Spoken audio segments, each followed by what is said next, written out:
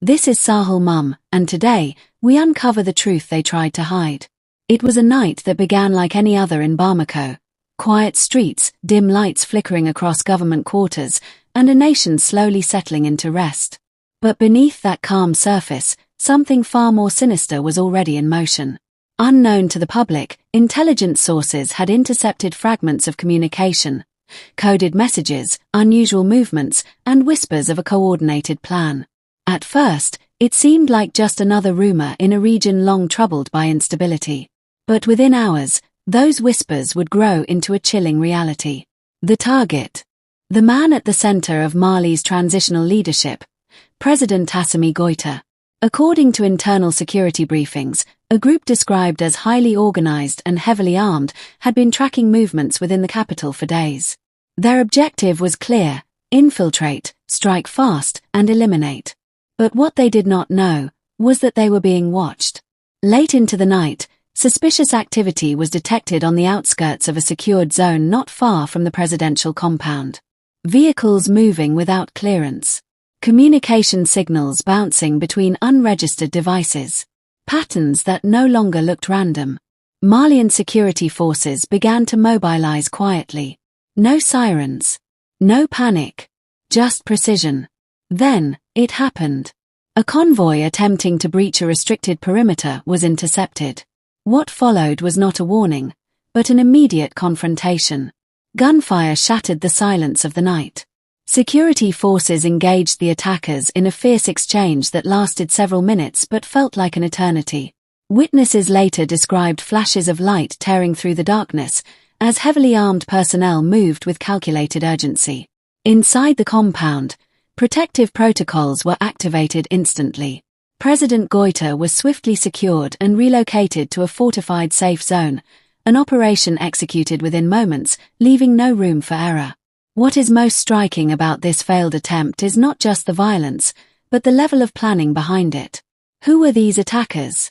Were they acting alone, or as part of a much larger network? Some analysts suggest links to extremist factions operating across the Sahel. Others point to possible internal conspiracies, elements that may be opposed to Mali's current political direction. And then there are those who believe this was a test, a probe to measure the strength of Mali's defenses. This incident, whether isolated or part of a broader strategy, sends a powerful message across the Sahel region. From Burkina Faso to Niger, leaders have faced increasing threats as they attempt to reshape the political and military landscape. The question now is no longer if such attempts will happen again, but when, and how prepared each nation will be. For the people of Mali, this was more than just an attack. It was a reminder of the fragile line between stability and chaos. A reminder that even at the highest levels of leadership, danger is never far away. And yet, it was also a moment that revealed something else. A system that responded. A security structure that held. An attempt that failed. But as investigations continue, new details are beginning to emerge. Details that could change everything we thought we understood about this incident. Because what authorities are now uncovering suggests this may not have been the only plan in motion. And if that is true, then this story is far from over. The first reports that reached the inner circles of Mali's Security Command were confusing, almost contradictory. Some described a single failed breach, others hinted at multiple coordinated entry points. But as the dust settled and the echoes of gunfire faded into the night air of Bamako, a clearer and far more disturbing picture began to form. What had just taken place was not a random attack. It was calculated. And more importantly, it was led.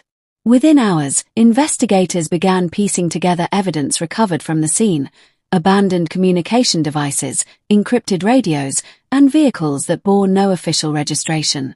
These were not amateurs. Every movement suggested prior surveillance, deep knowledge of security patterns, and possibly inside information. That last possibility is what sent shockwaves through the command structure.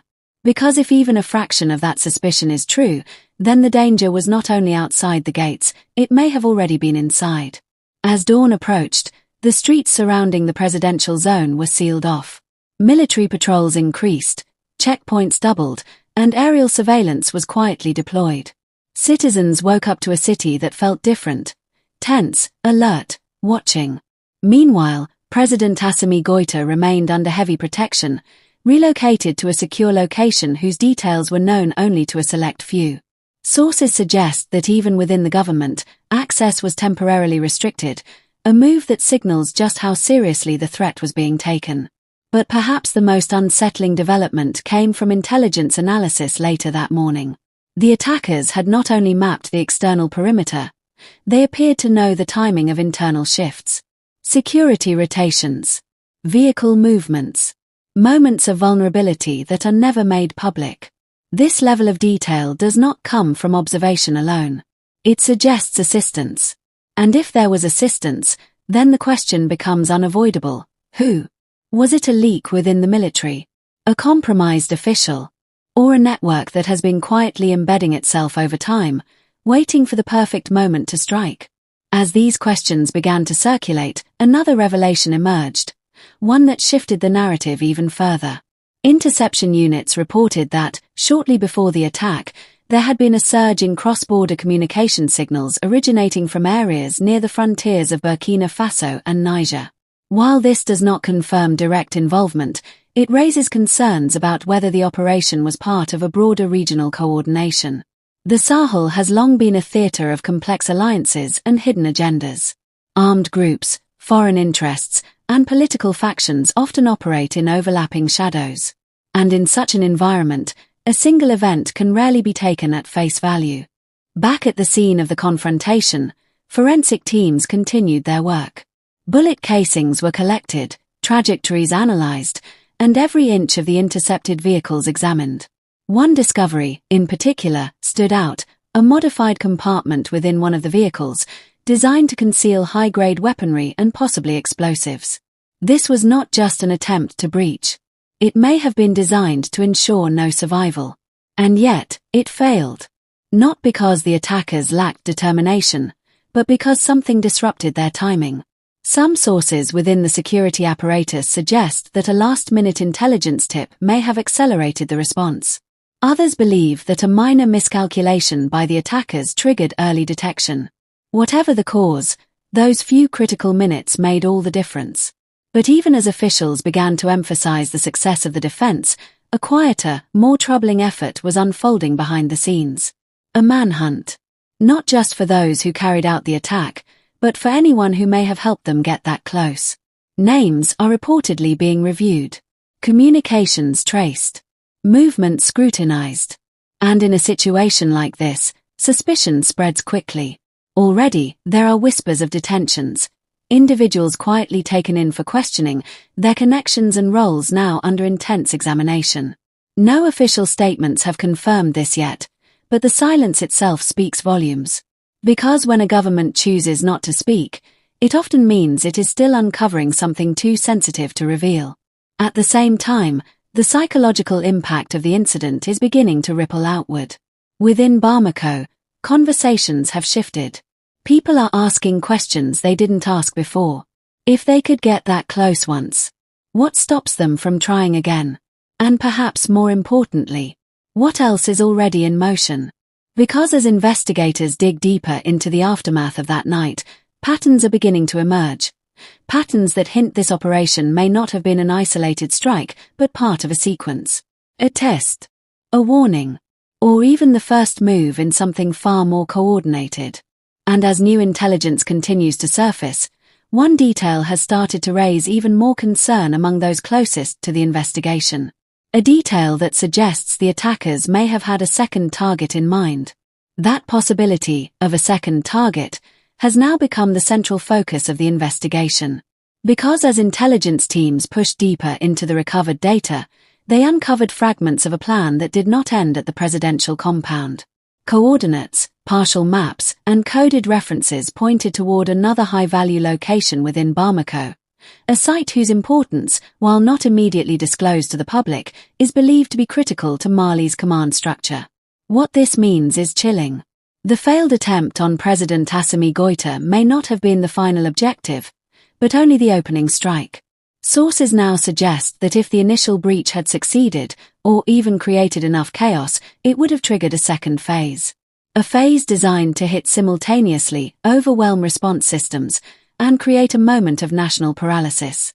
In simple terms, Mali may have been minutes away from facing a coordinated double attack.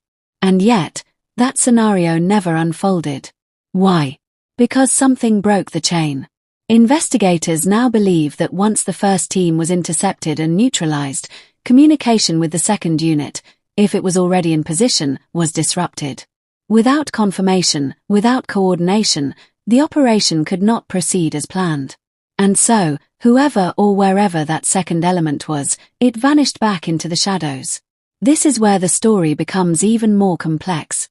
Because the focus is no longer just on those who were caught or stopped. It is now on those who escaped. Security agencies have expanded their operations beyond Bamako, extending surveillance and intelligence efforts across key regions and border corridors. There is growing concern that the network behind the attack is still intact, watching, adapting, and possibly waiting for another opportunity. Meanwhile, within government circles, the tone has shifted from reaction to resolve. Emergency meetings have been held. Security protocols reviewed and reinforced. And perhaps most significantly, there are indications that Mali is strengthening coordination with its Sahel allies, including Burkina Faso and Niger, in anticipation of threats that may no longer respect national boundaries. Because if this operation was indeed part of a wider network, then its reach may extend far beyond one country. For President Goita, surviving this attempt is more than just a personal escape. It is a moment that redefines the stakes of leadership in a region where power, resistance, and opposition often collide in unpredictable ways. And for the people of Mali, it is both a warning and a reassurance. A warning that forces are actively working in the shadows, capable of planning something this bold. But also a reassurance that, at least this time, those forces were stopped. As the investigation continues, more answers will undoubtedly emerge. Names may be revealed, motives uncovered, connections exposed. But even with all that, one truth is already clear. This was not an accident. It was not random. And it was not the last challenge Mali will face. Because somewhere beyond the checkpoints, beyond the intelligence briefings, and beyond the reach of immediate capture, there are still those who planned this. Those who funded it. Those who believed it would succeed. And now, having failed, they are watching closely, learning, adjusting, waiting. But so is Mali. More alert than before, more prepared than ever. And as the sun rises again over Bamako, one thing stands firm above all uncertainty. The attempt to eliminate the leadership failed. But it has opened a new chapter in a struggle that is far from over. Now you know the truth. The question is, what will you do with it? Subscribe to Sahel Mum and stay informed.